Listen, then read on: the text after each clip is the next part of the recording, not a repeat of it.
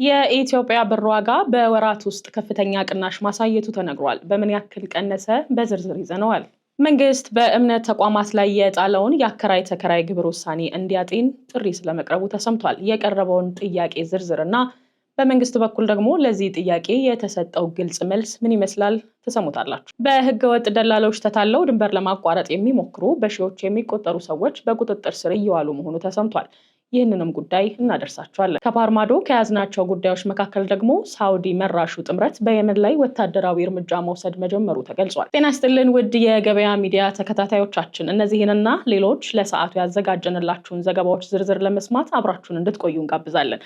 ከዜናዎቹ ጋር እኔ ሳምራዊት ስዩም አብሬያችሁ ቆይታ አደርጋለሁ። ለቻናላችን አዲስ ከሆናችሁ ሰብስክራይብ በማድረግ እንድትወዳጁን እያልኩ ወደ ዜናዎቹ አልፋለሁ።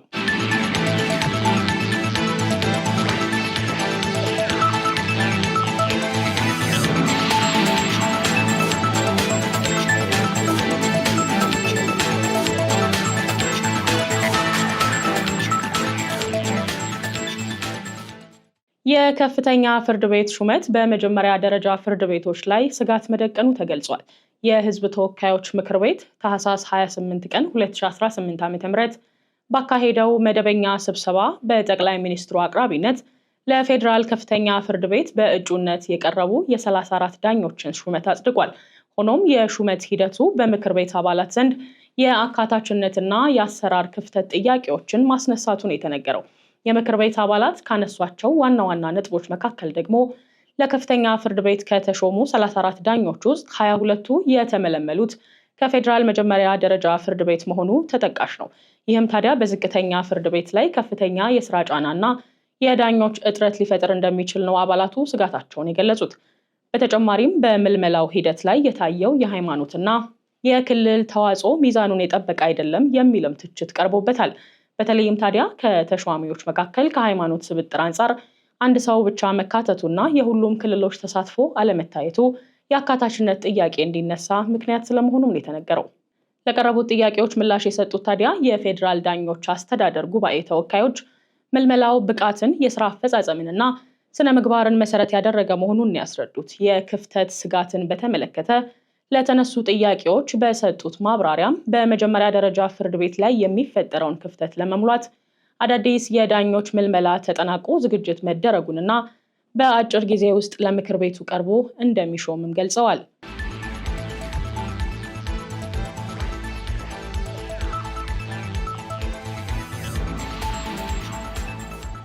በሌላ ዜና መንግስት በእምነት ተቋማት ላይ የጣለውን የአከራይ ተከራይ ግብር ውሳኔ እንዲያጤን ጥሪ ቀርቧል። የአዲስ አበባ ከተማ አስተዳደር የእምነት ተቋማት ከሚያስተዳድራቸው ህንፃዎች ከሚያገኙት የገቢ ኪራይ ላይ ግብር እንዲከፍሉ ያስተላለፈውን ውሳኔ የኢትዮጵያ ኦርቶዶክስ ተዋሕዶ ቤተክርስቲያን ከፍተኛ የሃይማኖት አባቶችና የአድባራት አስተዳዳሪዎች በድጋሚ እንዲመለከተው በይፋ ጠይቀዋል። ይህ ጥያቄ የቀረበው ታህሳስ 25 ቀን 2018 ዓ.ም በቅድስት ሥላሴ ዩኒቨርሲቲ በተካሄደና የከተማ አስተዳደሩ የገቢዎች ቢሮ ኃላፊዎች፣ የቤተ ክርስቲያኒቱ ከፍተኛ አመራሮችና የገዳማት አስተዳዳሪዎች በተገኙበት የውይይት መድረክ ላይ ነው።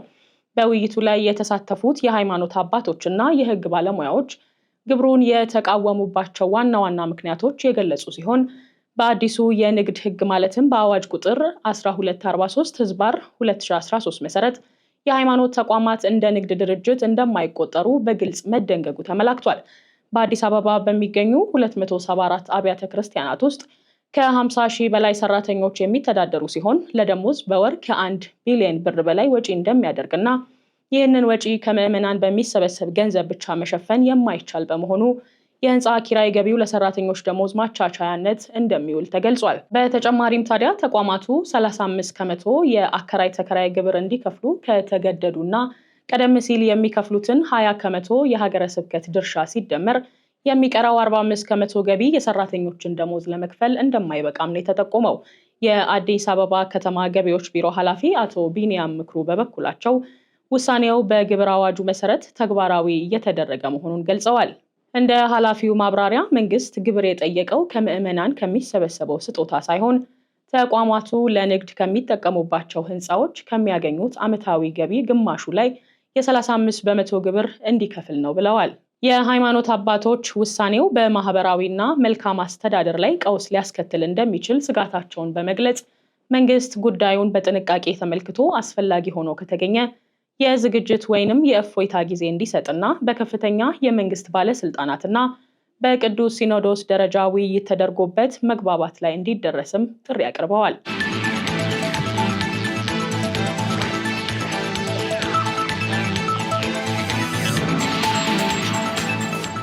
የኢትዮጵያ ሰነደ መዋለ ንዋዮች ገበያ የ81.8 ሚሊዮን ብር የተጣራ ትርፍ ማስመዝገቡን አስታውቋል።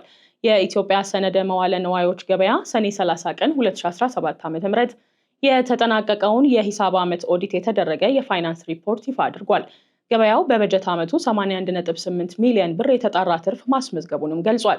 በሪፖርቱ መሰረት የገበያው አጠቃላይ ገቢ 126 ሚሊዮን ብር የደረሰ ሲሆን ለዚህም ዋነኛ የገቢ ምንጭ ከአጭር ጊዜ ኢንቨስትመንት ወለድ የተገኘ 119.9 ሚሊዮን ብር መሆኑ ተመላክቷል። ተቋሙ በበጀት ዓመቱ 174.4 ሚሊዮን ብር አጠቃላይ ወጪ ማውጣቱን የገለጸ ቢሆንም የ33.5 ሚሊዮን ብር የታክስ ዕዳ ቅናሽ በማግኘቱ በዓመቱ ትርፋማ መሆን መቻሉን አስታውቋል። ከዋና የስራ እንቅስቃሴዎች ማለትም በባንኮች መካከል ከሚደረግ የገንዘብ ዝውውር፣ ከምዝገባና ከአባልነት ክፍያዎች የተገኘ የስራ ማስኬጃ ገቢ ደግሞ 6.16 ሚሊዮን ብር ሆኖ ተመዝግቧል። በተጨማሪም በሪፖርት ማቅረቢያ ጊዜው ማብቂያ ላይ የኢትዮጵያ ሰነደ መዋለ ንዋዮች ገበያ ጠቅላላ ሀብት 1.11 ቢሊዮን ብር ደርሷል የተባለ ሲሆን ይህ ከፍተኛ የሀብት መጠን ሀገር አቀፍ ለሆነው የሰነደ መዋለ ንዋዮች ገበያ የሚፈለጉ የቴክኖሎጂና የመሰረተ ልማት ዝርጋታዎችን ለማከናወን እንደረዳው ተቋሙ ገልጿል። በዚህም ተቋሙ 135.5 ሚሊዮን ብር ለህንፃ ለመሳሪያዎችና ለቁሳቁስ እንዲሁም 124.9 ሚሊዮን ብር ደግሞ ለዘመናዊ የሶፍትዌር እና የግብይት ስርዓቶች ዝርጋታ ማውጣቱን ገልጿል። ከዚህ ባሻገር የድርጅቱ አጠቃላይ የተከፈለ ካፒታል 1.03 ቢሊዮን ብር የደረሰ ሲሆን በባለቤትነት በኩል የግሉ ዘርፍ 75 በመቶ ድርሻ በመያዝ ከፍተኛውን ድርሻ ሲኖረው የቀረው ከመንግስት ድርጅቶች ደግሞ እንደነ የኢትዮጵያ ኢንቨስትመንት ሆልዲንግ፣ የኢትዮጵያ ንግድ ባንክ፣ የኢትዮጵያ ልማት ባንክና አያት አክሲዮን ማህበር ዋና ዋና ባለ አክሲዮኖች መሆናቸው ተገልጿል።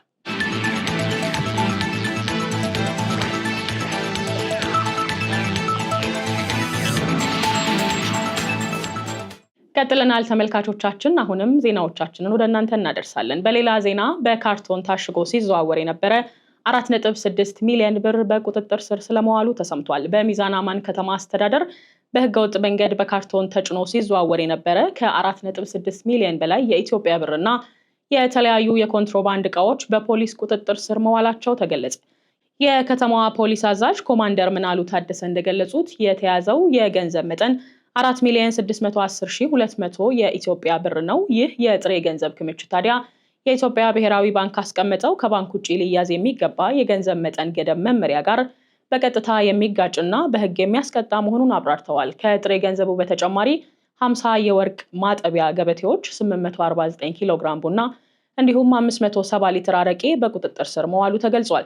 እንደ ፖሊስ መረጃ ከሆነ በካርቶን ታሽገው የተገኙት የወርቅ ማጠቢያ ገበቴዎችና የቡና ምርቶች በህገወጥ መንገድ ወደ ውጪ ለማሸሽ የታሰቡ ነበሩ።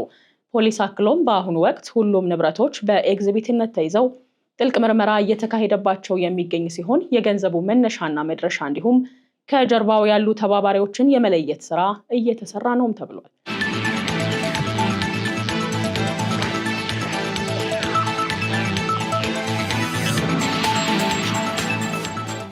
የኢትዮጵያ ብር ዋጋ በ3 ወራት ውስጥ የ8.1 በመቶ ቅናሽ ማሳየቱ ተገልጿል። የኢትዮጵያ ኢኮኖሚክስ ማህበር በቅርቡ ባወጣው የ2025-26 በጀት ዓመት የመጀመሪያ ሩብ ዓመት የማክሮ ኢኮኖሚ ሪፖርት መሰረት በኢትዮጵያ ብርና በአሜሪካ ዶላር መካከል ያለው የምንዛሬ ተመን ልዩነት እየሰፋ መምጣቱን አስታውቋል።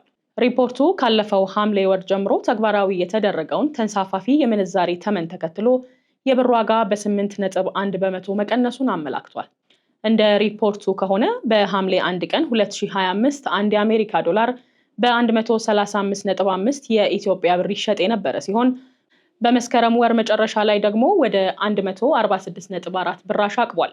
ይህ የዋጋ ለውጥ በንግድ ባንኮች መካከልም ከፍተኛ የዋጋ ልዩነት እንዲፈጠር ምክንያት ሆኗል ያለ ሲሆን ለምሳሌ ያህል በመስከረም ወር መጨረሻ ላይ ዝቅተኛው የባንክ መግዣ ዋጋ 129.04 ብር ሆኖ ሲመዘገብ ከፍተኛው ደግሞ 143.51 ብር ደርሶ ተስተውሏል። ይህ በእንዲህ እንዳለ በባንክና በጥቁር ገበያ መካከል የነበረው የምንዛሬ ልዩነት እየጠበበ መምጣቱ እንደ አዎንታዊ ጅምር የተጠቀሰ ሲሆን በሐምሌ ወር የነበረው የ18.4 በመቶ ልዩነት በመስከረም ወር መጨረሻ ወደ 13.7 በመቶ ዝቅ ማለቱን ሪፖርቱ ያሳያል።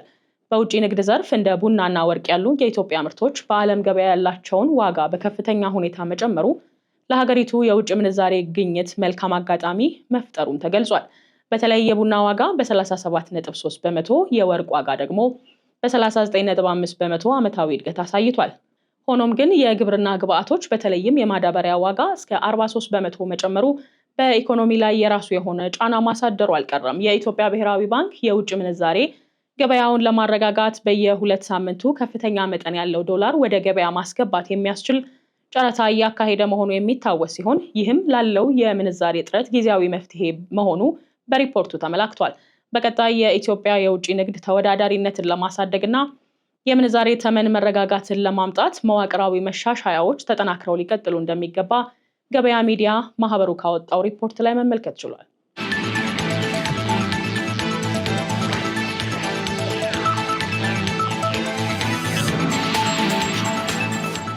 በአፋር ክልል ወደ 8000 የሚጠጉ ህገወጥ ስደተኞች በቁጥጥር ስር መዋላቸው ተገልጿል። የአፋር ክልል ፖሊስ ኮሚሽን ባለፉት 6 ወራት ውስጥ በህገወጥ ደላሎች ተታለው ድንበር ለማቋረጥ የሞከሩ 7900 ግለሰቦችን በቁጥጥር ስር ማዋሉን አስታውቋል። ግለሰቦቹ በቁጥጥር ስር የዋሉት ፖሊስ ባከናወነው ጥብቅ የፍተሻና የክትትል ስራ ነው ያሉት የክልሉ ፖሊስ ኮሚሽነር ቡልኤ አህመድ ስደተኞቹ መነሻቸውንም ሆነ መድረሻቸው የአፋር ክልል አለመሆኑ የክትትል ስራውን ውስብስብ እንዳደረገው ማስታወስ ችለዋል። እንደ ፖሊስ መግለጫ አብዛኞቹ ስደተኞች የመጡት ከአማራ፣ ከትግራይና ከኦሮሚያ ክልሎች ሲሆን ክልሉን እንደ መሸጋገሪያ ኮሪደር ይጠቀሙበታልም ብለዋል። በተለይም ደግሞ ከአማራ ክልል ጋር ያለው ህገወጥ የሰዎች ዝውውር በጋራ ለመቆጣጠር ከሚመለከታቸው አካላት ጋር በቅንጅት እየተሰራ መሆኑ ተጠቁሟል። ፖሊስ አክሎም ለተያዙት ግለሰቦች አስፈላጊውን እንክብካቤና ድጋፍ ተደርጎላቸው ያለ ሲሆን በክልሉ መንግስት ወጪ ወደ መጡበት አካባቢዎች እንዲመለሱ መደረጉንም አስታውቋል። ይህ መግለጫ የወጣው በክልሉ በደረሰ አሳዛኝ የትራፊክ አደጋ የሰዎች ህይወት ማለፉ በተሰማ ማግስት ነው። ባለፈው ማክሰኞ 85 ሰዎችን አሳፍሮ ሲጓዝ የነበረ የጭነት መኪና በመገልበጡ የ22 ሰዎች ህይወት ማለፉ የሚታወስ ነው። ይህ የአፋር መስመር ስደተኞች በጅቡቲ አድርገው በቀይ ባህር በኩል ወደ የመንና ሳውዲ አረቢያ ለመሻገር የሚጠቀሙበት ዋነኛና አደገኛ መንገድ እንደሆነም ይነገራል።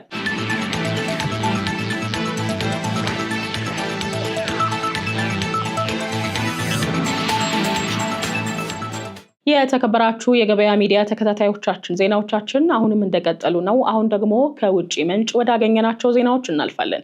በአሜሪካ በተጀመረው ግዙፍ የኢሚግሬሽን ዘመቻ ከ1000 በላይ ስደተኞች በቁጥጥር ስር ስለመዋላቸው ተሰምቷል። የአሜሪካ የኢሚግሬሽን እና ጉምሩክ ኤጀንሲ በሚኒያፖሊስ ከተማና በዙሪያዋ በሚገኙ አካባቢዎች በታሪክ ታይቶ የማይታወቅ ሰፊ የኢሚግሬሽን ዘመቻ መጀመሩን አስታውቋል። ኦፕሬሽን ሜትሮ ሰርጅ በሚል መጠሪያ የተጀመረው ይህ እርምጃ እስካሁን ባለው እንቅስቃሴ ከ1000 በላይ ሰዎች በቁጥጥር ስር መዋላቸው ተረጋግጧል። የኤጀንሲው ተጠባባቂ ዳይሬክተር ቶድ ሊዮንስ በሰጡት መግለጫ ዘመቻው በዋነኝነት የማጭበርበር ወንጀሎችን፣ የወንጀል ሪከርድ ያለባቸው የውጭ ሀገር ዜጎችና ህገወጥ ሰራተኞችን ቀጥረው የሚያሰሩ ድርጅቶችን ኢላማ ያደረገ መሆኑን ገልጸዋል። በሀገር ውስጥ ደህንነት ጸሐፊ ክሪስቲኒ ኖም ቀጥተኛ ትዕዛዝ የሚመራ ይህ ዘመቻ ወደ 2000 የሚጠጉ የታጠቁ የፌዴራል ወኪሎችን ወደ ሚኒያፖሊስ አሰማርቷል። ከነዚህም ውስጥ 600 ያህሉ የሆምላንድ ሴኩሪቲ የምርመራ ልዩ ግብረ ኃይል አባላት ሲሆኑ ትኩረታቸውም በሰነድ ማጭበርበርና በከባድ የወንጀል ድርጊት ላይ መሆኑ ተመላክቷል። ዘመቻው ታዲያ በተለይም በሶማሊያ ተወላጆች ላይ ያነጣጠረ መሆኑን የሚጠቁሙ መረጃዎች የወጡ ሲሆን የማጭበርበር ወንጀል ውስጥ እጃቸው እንዳለበት የተጠረጠሩ ዜግነት ያገኙ ሶማሌ አሜሪካውያን ዜግነታቸውን እስከ መነጠቅ የሚያደርስ እርምጃ ሊወሰድባቸው እንደሚችል የዲኤችኤስ ረዳት ጸሐፊ ትሪሻ ማክላዊንስ ፍንጭ ሰጥተዋል። የሚኒሶታው ገዢ ቲም ዋልዝ የፌዴራል መንግስቱ እየወሰደ ያለውን እርምጃ በጽኑ የተቃወመ ሲሆን ገዢው በሰጠው መግለጫ ይህ እርምጃ የህዝብን ደህንነት ለመጠበቅ ሳይሆን በማህበረሰቡ ውስጥ ፍርሃትን ለመፍጠር የታለመ የፖለቲካ ቲያትር ነው ብለዋል። ገዢው አክለውም የፌዴራል መንግስቱ የክልሉን ሰላምና ማህበራዊ ትስስር የሚጎዳ ተግባር እየፈጸመ ነው ሲሉም ወቅሰዋል። ይህ ዘመቻ በሎስ አንጀለስ፣ ቺካጎ፣ ቦስተን እና ሻርሎት ከተሞች ከተካሄዱ ተመሳሳይ ወታደራዊ መሰል እንቅስቃሴዎች ቀጥሎ የመጣ ነው። የሰብአዊ መብት ተሟጋች ድርጅቶች ዘመቻው የቤተሰብ መበተንና ከፍተኛ ሰብአዊ ቀውስ ሊያስከትል እንደሚችል በማስጠንቀቅ ላይ ይገኛሉ።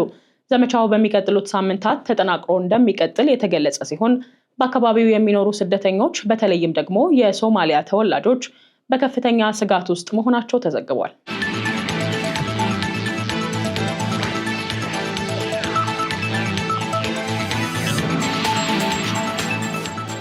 በሌላ ዜና ሳዑዲ መራሹ ጥምረት በየመን ላይ ወታደራዊ እርምጃ መውሰድ መጀመሩ ተገልጿል። በየመን የሚገኘው ዓለም አቀፍ እውቅና ያለው የፕሬዝዳንታዊ አመራር ምክር ቤት የደቡብ ሽግግር ምክር ቤት መሪ የሆኑት አይዳረስ አልዙበይዲን ከስልጣን ማሰናበቱን ተከትሎ በሀገሪቱ አዲስ የፖለቲካና የወታደራዊ ውጥረት መከሰቱ ተዘግቧል። የፕሬዝዳንታዊ ምክር ቤቱ ሊቀመንበር ረሻድ አልአሚን ዛሬ ባወጡት ይፋዊ መግለጫ አልዙበይዲ በከፍተኛ ሀገር ክህደት ወንጀል መጠርጠራቸውን ገልጸው ጉዳያቸው በሕግ እንዲታይ ለጠቅላይ አቃቤ ሕግ መመራቱን አስታውቀዋል። ውሳኔው የተላለፈው አልዙበይዲን በሳውዲ አረቢያ አስተናጋጅነት ሊካሄድ በነበረው የእርቅ ንግግር ላይ ለመገኘት ፈቃደኛ ሳይሆኑ መቅረታቸውን ተከትሎ መሆኑም ተመላክቷል። ይህ የፖለቲካ ውሳኔ በተሰማ በሰዓታት ውስጥ ሳውዲ መራሹ ጥምረት በአልዳሊ ግዛት በሚገኘው ስትራቴጂካዊ ቦታዎች ላይ የአየር ጥቃት መፈጸሙን አስታውቋል። ጥምረቱ ጥቃቱን አስመልክቶ በሰጠው መግለጫ እርምጃው በደቡብ ሽግግር ምክር ቤት ታማኝ ኃይሎች የሚደረገውን ወታደራዊ ቅስቀሳ ለመክታት ያለመና ያለ ቅድመ ጥንቃቄ መልእክት የተፈጸመ መሆኑም ተገልጿል። የኤስቲሲ ደጋፊዎች በበኩላቸው ውሳኔውን ህገወጥ ሲሉ የገለጹት ሲሆን በኤደንና በአካባቢው የሚገኙ ወታደራዊ ኃይሎቻቸው ከፍተኛ ጥንቃቄ እንዲያደርጉ ትዕዛዝ አስተላልፈዋል። በሳውዲ አረቢያ የሚደገፈው ብሔራዊ መከላከያ ኃይል በአሁኑ ወቅት ወደ ኤደን ከተማ በመንቀሳቀስ ላይ መሆኑን የሚጠቁሙ መረጃዎች እየወጡ ሲሆን ይህም በሁሉም ተፋላሚ ወገኖች መካከል ቀጥተኛ ግጭት ሊቀሰቅስ ይችላል የሚል ስጋትንም ፈጥሯል። የተባበሩት አረብ ኤምሬትስ ሁኔታውን እጅግ አሳሳቢ መሆኑን በመግለጽ በቀጠናው የሚገኙ ኃይሎቿን እንቅስቃሴ ገድባለች። ዓለም አቀፉ ማህበረሰብና የሰብአዊ መብቶች ተሟጋች ድርጅቶች ይህንን አዲስ ግጭት ቀድሞውኑ በረሃብና በበሽታ ለተጎዳው የየመን ህዝብ ተጨማሪ መከራ እንዳያመጣ ስጋታቸውን እየገለጹ ይገኛሉ።